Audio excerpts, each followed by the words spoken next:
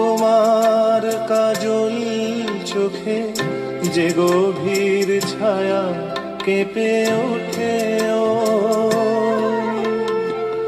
তোমার আধারে ওগো যে হাসির মধু মায়া ফোটে ও,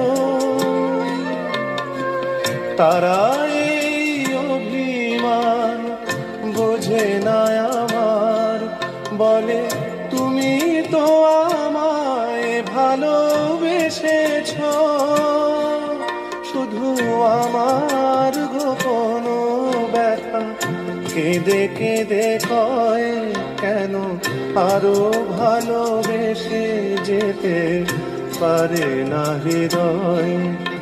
আমি এত যে তোমায় ভালোবেসেছি।